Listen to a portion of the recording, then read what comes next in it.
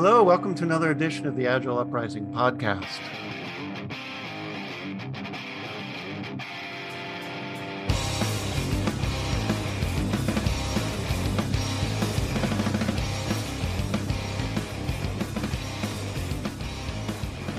I'm Andy Clef, and my co-host is Colleen Johnson. Great to have you back, Colleen. Thanks for having me, Andy. I'm excited for today's conversation. Today, we're picking up from a prior podcast that was released in May of this year, Agile in Education, Going with the Flow. And the working title for today is Tales from the Road. We have a panel group here, teachers, students, administrators. It's a broad range of personas, and we're going to hear some stories. Seems like ever since the dawn of our species, we've loved to tell stories. We sung them. We told them around campfires. We painted them on cave walls, drew them on clay pots, carved them in stones, made tapestries. And today we do podcasts. So we're going to share some anecdotes, how our panelists are applying lean-agile values and principles and have had a really profound, positive, and measurable impact on educational systems for all personas. We're going to hear from multiple perspectives as much as possible. So why a part two? Well, if you've been a regular listener, you know about the great resignation in engineering and software that has started at the beginning of this year. Well, it looks like teachers might be next. Statistics are really sobering. We did some pre-show research. Colleen, you want to share a little bit of the data, and then we'll ask for stuff from a couple of our students. Yeah, the numbers aren't great. They are very sobering. So, looking at the NEA poll from last year, it said that the numbers of teachers leaving the profession range anywhere from 33 to 55%. So we're losing half of our teachers earlier than they planned to leave the profession. And the numbers are even higher in Black, Hispanic, and Latino educators. In Omaha, some local numbers, depending on where you are, the Omaha School District said 800 teachers resigned at the end of the school year last year. That was a 50% spike over the year before. And there's similar numbers to look at in schools in Maryland, Virginia, Ohio, which is scary, right? This is really scary. This is something we need to be paying attention to. And a lot of these teachers aren't leaving to go to a different school district or even just a different school. They're leaving the profession altogether. So we have to really take a deep dive here and look at why that's happening and what we can do to help support our teachers so that they're not burned out and leaving this profession altogether. I'm really excited about everyone we have here today to talk through this. And I'd love to start with the students that we have here and hear from what your experience has been through COVID and through your education, how you saw some of these things happen from the classroom side of things. Caden, you want to tell us a little bit about yourself and what you've seen as a student? Absolutely. My name is Caden Ketchman. I am a rising senior at a public high school in North Carolina. I have been extremely involved with all of the educators at my school in terms of just getting to know them really well, and also in terms of advocacy, because there is honestly so much that I think that we as students are able to do to impact education right now. We have another student on the call. So Verika, tell us a little bit about your journey to date. Yeah, so I actually graduated during COVID, and I had 1.5 years of my college experience during COVID. And I would say what I saw is, I think a lot of teachers lose their passion or maybe have difficulty connecting with their students, because a lot of people get into the teaching profession for their connection with students. And with COVID, that's been really hard. And I think it's hard to have that mutual kind of drop-in office hours or bonds that you're making. And especially when you're doing classes through video, it's kind of like a get it done and go process.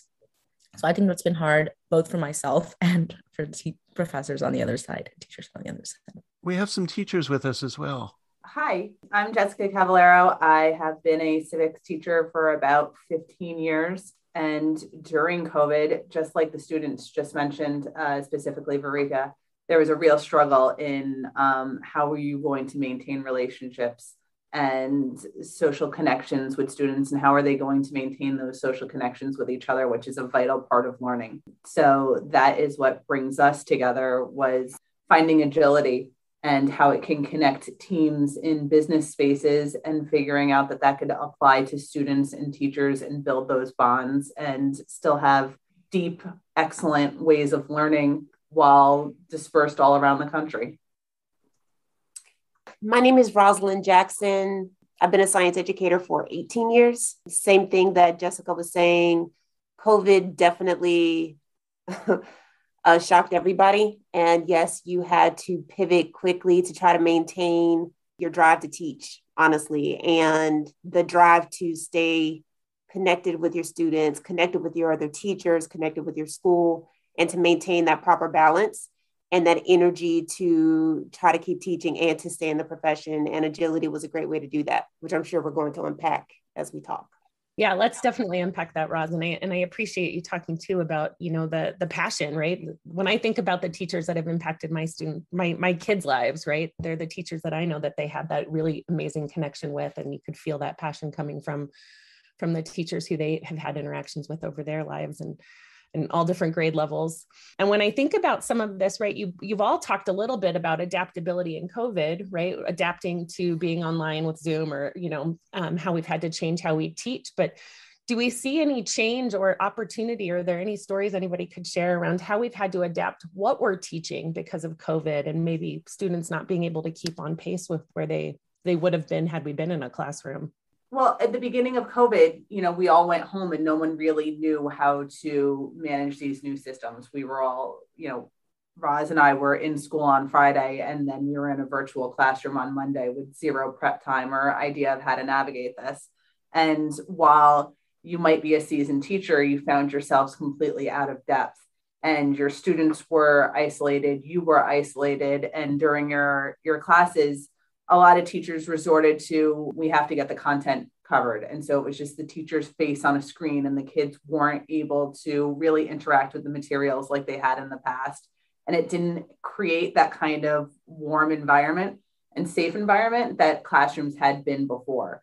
And so a major part of having to adapt to that was how do you build those relationships and keep students learning, keep them safe, and keep that culture of community together while you're all in different places?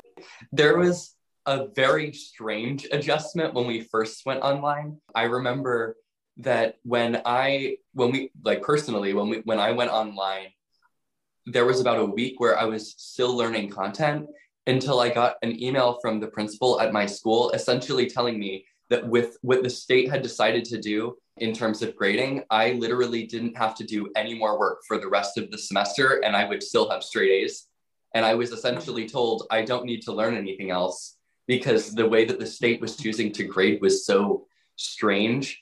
And I remember attending classes and my teachers becoming increasingly frustrated with the way that their content was devalued. And that was a really rough time to be in education, because education turned from a sort of like actually having to learn the content for the point of learning into, just getting however many points you needed to get whatever grade in the class, and then quitting. That was definitely an odd experience. So it's really interesting. So real quick, my name is Jeff Burstein, and like so many of the people on the call, I do agile work, transformation work, coaching, consulting out in the government and in the industrial sector. And what I noticed at the beginning of the pandemic was that while industry and government had the ability to deal with distributed teams, educational systems were no longer able to kind of make that adjustment. And just hearing Caden's story, I would just imagine what it would be like to jump on any Zoom or team call and going, oh, well, based on the pandemic and how we're going to measure success, your work is all done for the year. You just take the rest of the year off and we're going to continue to pay you. Said no manager, leader, boss ever. Right? So it's just amazing how we're so quickly and as a society willing to sacrifice that thing that is probably the most important, right? The education of our students. It's an old way of working. And I'm reminded, and some of our listeners know, I'm a recovering project manager. Many of our audiences as well. right? We were trained decades ago in the iron triangle. And when we go into a modern organization that says we want to be adaptable, we say we got to throw that away, but they can't. It is so institutionalized. And it sounds like, Caden, you experienced an institutionalized iron triangle in education, right? You're assessed on these things. You already got it. Here's the content. Great. You already got it. You're done. I'm curious, 2 years later, from that Friday to Monday switch that Jessica, you described, are we still anchored in assessments, student, teacher, school, prove your worth? Here's the content, deliver it, check, check, check. And your constraints are, you got 180 or 181 days of education and delivered in 22 or 44-minute chunks. Has that been thrown away? Or are people still struggling with, well, the world's changed, but my constraints are the same? Pop up. As a teacher, I think a lot of educators in the educational framework and quite frankly, administrators, they tried or they told us that, yes, the world is different. You can change what you are doing. And it's honestly because nobody knew what we were doing at the time. But as we've quote unquote tried to rush back to normal, those old, not productive, not efficient kind of methods have reappeared. And in the name of achieving normalcy, they've kind of gotten stronger in spite of everything that we've learned during the pandemic. And that's making the battle for change, and I think causing a lot of teachers to leave the classroom, because in the face of all of this evidence that is saying what we've been talking about for decades, students are now arguing about it. Parents now see it and are arguing for change. Teachers have been doing it for decades. Even administrators are arguing for change, but quite frankly, some of them are constrained by an educational system that they themselves don't control. And a lot of that inertia towards going back to normal is flying in the face of everything that we now know needs to be changed. That is a hard kind of thing to move in the face of the entire world, not just this country, not just the United States, to try to get back to normal. A lot of people want to go back to that comfort zone, and trying to educate parents, teachers, that educational framework that no, you can do this and you can do it better. It takes a lot of effort that honestly, a lot of people don't have bandwidth to do because they're still treading water. So I think a lot of people realize that there needs to be change, but when you see how difficult that some people are making it, it's easier to just kind of either leave, like a lot of teachers are doing, or say, okay, I'm going to duck and cover until I can retire, or I'm just going to do enough, which is a disservice to our students. Yeah, we see that. And for the ones that remain, I read somewhere that maybe it was an NEA survey that a huge proportion of them, 80% or more, they're not just treading water, but they're being weighed down by the unfilled job openings that can't be backfilled from the people that have left either early in the year, or the openings that are there are struggling. Exactly. Farika, before the show, we were talking a little bit about your experience and how you met Simon.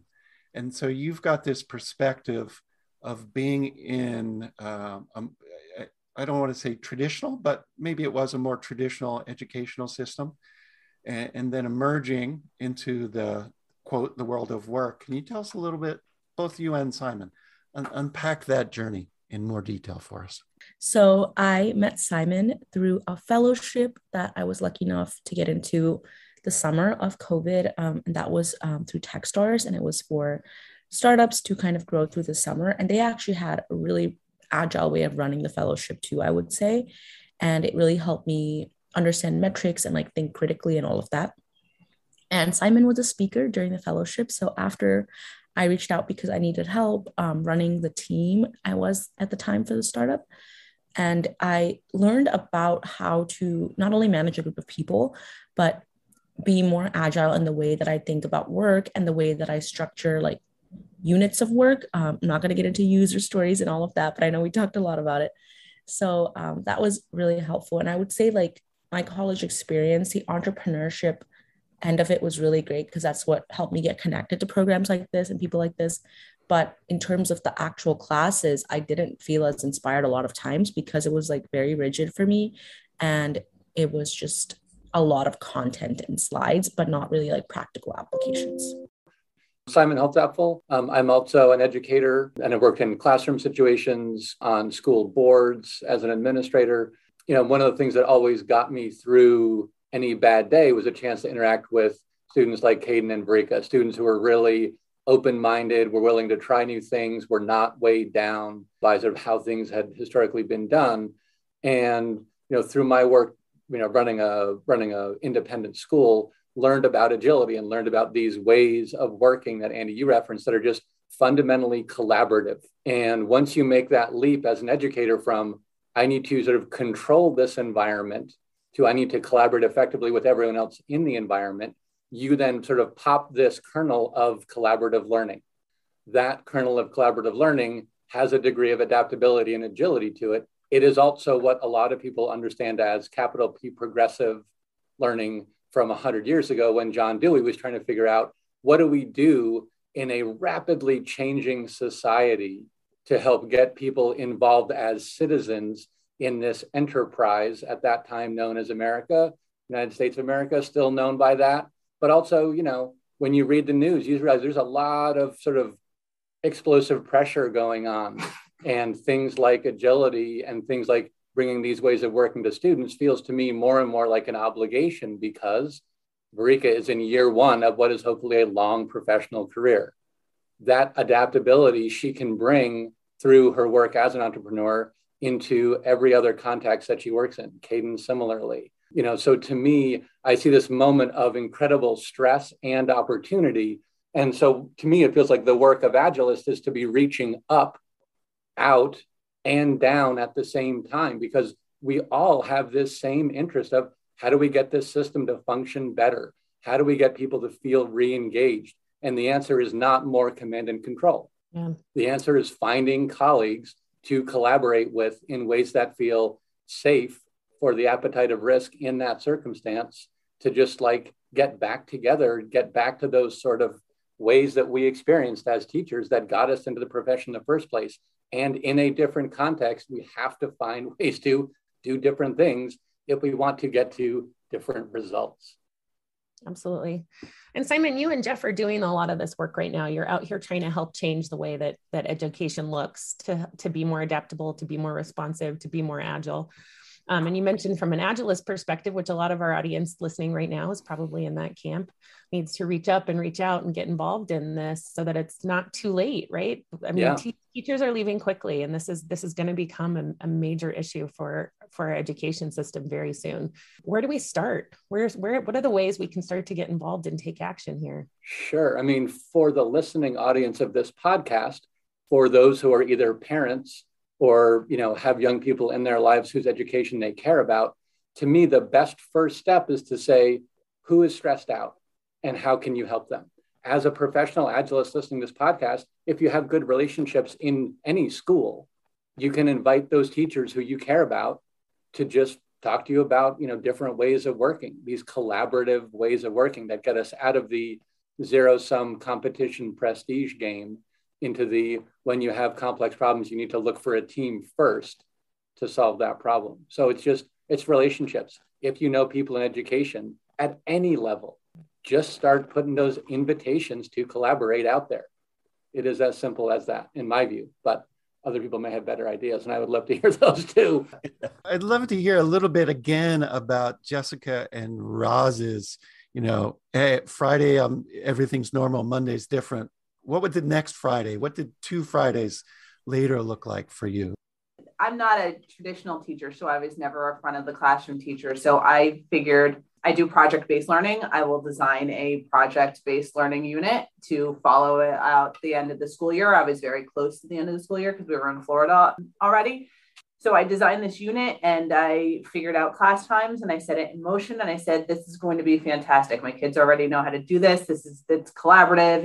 It's all the things that they're used to doing. And another, because I'm a history teacher, I asked them to fill out a time capsule assignment. And I said, you're living through history. So just write to me once a week what you're doing, what's going on, how you're feeling, because you're living through a moment in history.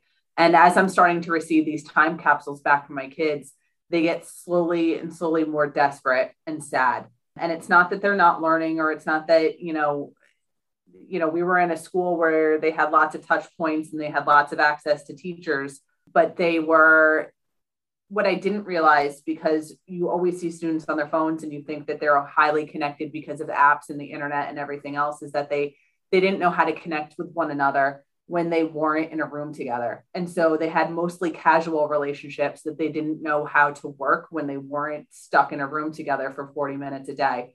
And so they were becoming increasingly isolated, and their parents were becoming increasingly stressed, and no one ever turned off cable news. So their parents are stressed, and now they're hearing they have the count of COVID on one side, and then they don't have friends on the other. And so you're getting these time capsules back, and it's getting increasingly worrying. So you start out going, okay, this is okay. We're going to maintain school. We're going to have this normalcy. And as it continues on through the rest of the year and into June, your students are really desperate just to have friends and just to have a conversation with someone. And so you'd show up for class and they just wanted to talk about how their parents let them go swimming and just tell you anything. They just wanted to sit there and talk to you like it was a different time. So that's when it clicked to me that, and I guess I knew this, but it really clicked. It was altering, honestly, for the rest of my life, that we needed to be there for our students more than just for the content part. And we needed to find a solution, because at that point we had no idea how long the pandemic was going to last and when schools were going to come back. And that is what brought me into, I first found Scrum, and then Agile was, wow, there's individuals that work their whole lives in teams that are remote that have managed to get things done. They're accomplishing, they're having meetings, they're collaborating, they're building connections, they're healthy, normal adults. I need to bring this to my students so my students can be healthy, normal teenagers that learn how to adapt and can still build the skills that they need for life, because it was pretty apparent at that moment that this is the future of work, and this needs to be the future of education. How far along from that Friday to Monday shift did that eureka moment happen for you? Well, you started to see the isolation within 3 weeks. It became pretty desperate that, I had 8th grade middle school boys sitting on Zoom singing Wheels on the Bus to my 3-year-old, just to have something to do, so that's not a normal occurrence in most people's lives. And so it was really by summer when I found Scrum and Agile. Mm-hmm. And how long did it take you to feel like you had a minimum viable experiment that you could launch in the classroom? Days, weeks, or the whole summer? I read Jeff Sutherland's Scrum book in 4 days, and I knew I had the answer to how to solve education at that moment. Well, and I want to go back a second. You talked about this connection that the students needed and that they were missing, and how you started to see that bubble up in Zoom, and that was an important piece that we had to figure out how to address for the teacher to student relationship. But if we're thinking about this too, with teachers leaving the profession, is there a way to extend what you did in your classroom with Scrum for the teacher to student relationship for a teacher to teacher relationship?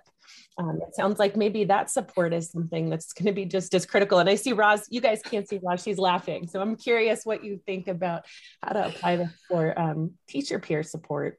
Yeah, I guess I could take that one. It's funny because Jessica said she found this answer in August, like towards the end of summer. She actually shared it with me at that point in time. I bought you the book. She bought me the book, and pretty much I wasn't in the headspace to do it because I was done. I was seriously going to leave not just the classroom, but going to leave education for personal reasons. My daughter has a chronic illness, so COVID hit us hard. But just like Jessica before, yes, I had to teach from home just like her. But again, I was that inquiry-based, project-based learning teacher. Some of the kids that I'd had the prior year, they hit it out of the park at the end of that year. But for me, the connection, what I needed from my school at the time, my needs weren't being met. And so just like our kids need to feel safe and secure, and connected. So did the adults. And at the time I wasn't. So Jessica had a solution, but I did not have the mental capacity at the time to say, okay, I was ready to leave, but I didn't. And I kind of like trudged along the way a lot of teachers are now. And then finally, after the holiday break it was like February, I saw what she was doing and I was like, okay, now I'm ready. I want that. Because again, I saw the lack. I saw what her students were doing and my students weren't doing enough of that. No matter how I pivoted and tried to make it more interactive with what I was doing, I was still doing the basic inquiry-based stuff, but I wasn't using Agile and she was. But I was happy too. And she was happy. And that is contagious as a teacher. And plus, I mean, I knew her. We were cool. We were the two weirdo teachers at our school that always did the off-the-wall stuff with our kids. And I'm like, wait. Her kids are having more fun than mine. I'm jealous. So, I mean, but we joke about that. But so finally, I got on board with that. I tried it personally for myself in my own personal life, had success with it. And then I was like, oh my God, I got to do this with my kids. And it was amazing. And it made me inspired to come back the following year and even do it better. It brought the passion back. It does. You can get so burned out that by the end of the year, you're just showing up to punch the clock and you're like, here's a movie and you're just done. Yeah. And that happens to all kinds of professionals. And it happens to students too. The students are done too at the end of the year. Exactly. It's a very special gift as a teacher when you end the school year and your brain is bubbling with new ideas for the next year and you can already plan out your content and your curriculum and you're excited to do so. And that's what happened with us. Like we were planning for that second year after COVID. We were planning like in June. Mm-hmm. Right after school was out, we were still planning for the following year. That's crazy. We were planning other teachers' curriculum for the next year. It's absolutely crazy. So I think when you're talking about what can help with other teachers, it's learning that there is another solution besides the boring traditional professional development that lasts for a couple of days and then you're left on your own. It's something besides, okay, I just need to Netflix and chill for 2 months and drink whatever adult beverage I want to and try to chill and be like, okay, by August, when you get that feeling like, oh crap, I have to go back, I'm just going to duck and cover and I'm going to wait until June. I'm going to count those days until vacation. It does not have to be that way. And this was a tool that actually helped you do the fun things, the cool things, the differentiation that you wanted to do with your students in class, and you had more time for yourself. It's a way and a method and a foundation and a framework that actually gives you what you want, gives you that fun for teaching. And when you have that kind of energy, your students have it too. So the students, it's contagious. You know, you forget that, and I'm sure our students here can talk about it too, is that they've gone through the ringer too. And so students have had an experience. You know, I had kids in middle school that haven't been in school for 2.5 years. And so a lot of the things that teachers are seeing are student behaviors because students are not used to waiting to go to the bathroom or raising their hand or sharing. And I know I teach middle school, but you have students that haven't seen other students. And, you know, what does that really do for the development of social skills? It's a lot that teachers are juggling. It's a lot that the students are juggling. So to have that positive energy when you walk into a room, it really initially solves a lot of the problems that we're facing, because when you have a bunch of people that don't want to see each other, it doesn't have great results. Before we invite the students to share their voices, so you described these new ways of working, Jess and Rosalyn, and I understand that you have a weekly or bi-weekly session where it's lean coffee format. Can you tell us more about that? Yes, it's called the Teachers Lounge, and it's really just a community of educators, whether you're teachers inside the classroom, outside of the classroom, whether you are thinking of transitioning or you're trying to find that energy to stay. It's a way for us to share your experiences, share your ideas for that continued type of improvement. So it's Wednesday at noon one week, and then the following week is Wednesday at 3 p.m. So we can include people on the Standard Time. Yes, it's Eastern Standard Time. And so the following week or the alternative week will be 3 p.m. So we can kind of include the people on the West Coast to get them during their lunch period as well. It's about 30 to 45 minutes because we know, even though it's summer, teachers are working. So we don't really have vacations, but it's an energizing kind of session to where you are sharing ideas, not just commiserating. I mean, sometimes you just have to get it out and then we move forward and we add value and we're trying to help other teachers find kind of like that energy that we have in that area of education, because it's all about problem solving, adding that value to your classroom, adding that value to your school, to your students. Finding your tribe. Exactly. Having people that understand what you're going through, but also people that are willing to problem solve. So not just sit around and complain, but hey, what are the issues that we're having? We're happy to listen and we're happy to problem solve as well. So how can we bring answers to some of these really big issues? Something that's amazing is everybody's welcome. That's quite frankly how we met Caden, which was amazing. So everybody is welcome and we love amplifying his voice, other student voices, anybody that is willing Parents, to work and bring solutions. Absolutely. Especially, we want everyone participating because education affects all levels of society. So if you're a parent, we want you to come in. If you're a teacher, we want you to come in. If you're admin, if you're an aunt, we want you to come in. You're participating in the system of society, and everyone needs help to get their voice heard. It really, for the audience members who are Agilists, it's kind of like, imagine a very large community of practice under an open-sided tent. The tent is agility, the communication and collaboration is there, and the way that you know it as a community of practice. And it really is open to all who are interested in, finding better ways to collaborate. Yeah. I think we're going to have to rename this podcast How the Teachers Got Their Groove Back. Oh, yeah. I feel the energy. Like hearing you guys talk about it, I'm getting excited. And I think, that's exactly what you're describing, is that energy is palpable. We want our teachers to still be excited to be in the classroom and be with their students. So let's hear from the students. Caden, Verika, you guys have seen some of this transition take place. What does it feel like to be in the classroom when you see the teachers applying these new ways of teaching, applying these new ways of working with their students that gets them excited again? You want to take it first?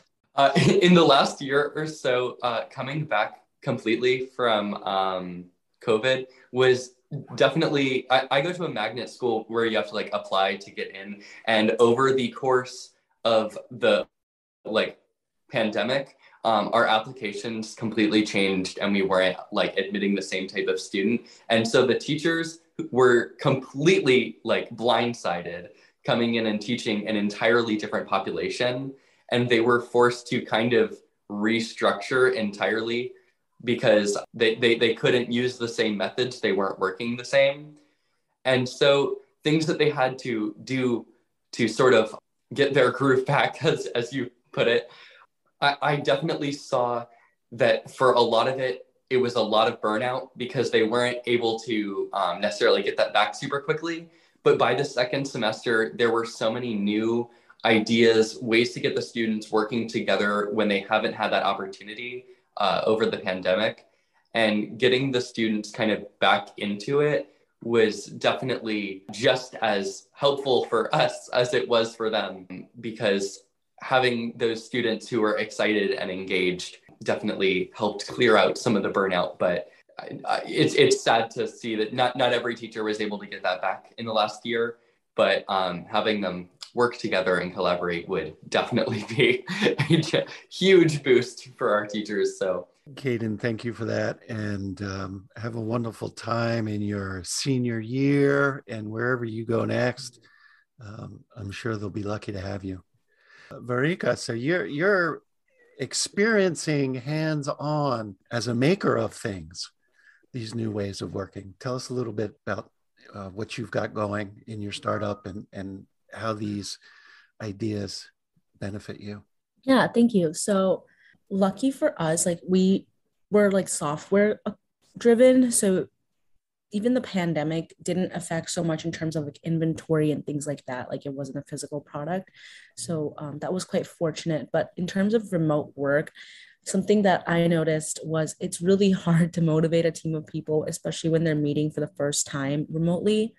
Because I think maybe in traditional work culture, everyone goes remote, but then you still have those ties with your colleagues. But bringing together a team for the first time remotely was challenging in the beginning. And definitely the Agile framework that I learned actually really helped with that, because kind of Simon coached me at the beginning of every meeting to help people like share what they were working on and have like a system and a framework. And I think that helped me have like some sort of authority, quote unquote, to bring to the table too, instead of just letting it be like a free for all. So I noticed that that has been really helpful when there's like some form of structure, and then also creating opportunities for people to bond digitally. Like this is something that I participated in a lot through college in the tail end of COVID, and also with running a team, which is those activities online and those games that have actually become more tailored to remote learning now, are actually really, really helpful just to get to know people. And I know someone was mentioning like the students just wanted to talk about life and not really like classes and stuff. So it's really, really helpful. Thank you. We're coming up on the end of our time box. To all our panelists, thank you for sharing your journey as faculty, as students. It's really wonderful to see these ideas about agility and adaptability actually coming to fruition, helping others do it, and learn from each other, making it their own. We'll include ways to get in touch, find out more about the Wednesday Lean Coffee. Take a look at the show notes. Colleen, my co-host, always a pleasure to hang out with you. Thanks for having me, Andy. It was great. It was great talking with all of you, and thank you for sharing your stories, like Andy said. Yeah, and so we hope these stories piqued your interest in learning about how to improve our education system, no matter what persona you are, parent, teacher, admin. If we gave you some inspiration to get through these crazy times, because that's what a good story does, give us an A+ rating on the podcast platform of your choice. Added bonus, give us a comment. We did a little research. If you need some ideas, starters, you can go to boardteachers.com and look for 100 positive comments for student papers. But seriously, most of all, share this podcast with others, parents, faculty, students, and perhaps most of all, the school board. Chat about looking at educational systems, help teachers get the groove back. Till next time.